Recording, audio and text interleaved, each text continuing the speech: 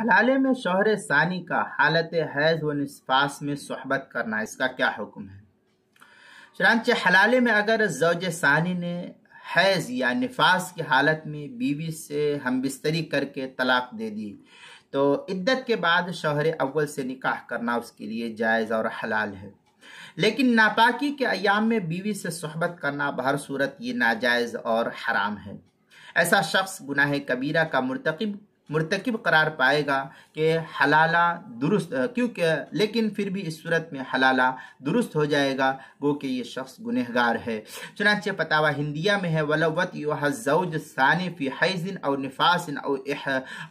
إِحْرَامٍ أَوْ صَوْمٍ حِلَّتْ لِلْأَوَّلِ۔ اس طریقے کی عبارت جو ہے فتاوی ہندیہ کتاب الطلاق فصل فیما تحل به المطلقہ وما يتصل به، جلد نمبر 1 صفحہ نمبر 473، جو پرانا چھپا ہوا نسخہ ہے فتاوی ہندیہ کا، اس کے اندر در مختار ماہ شام میں اس کی کتاب الطلاق 5ویں صفحہ 46، جو زکریا بک ڈپو دیوبند کا ہندی نسخہ اس کے اندر، اسی طریقے سے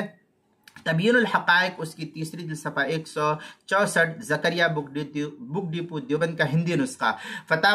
موسوعۃ الفقہ الاسلامی کے اندر ہے یحل الوطئ المرأ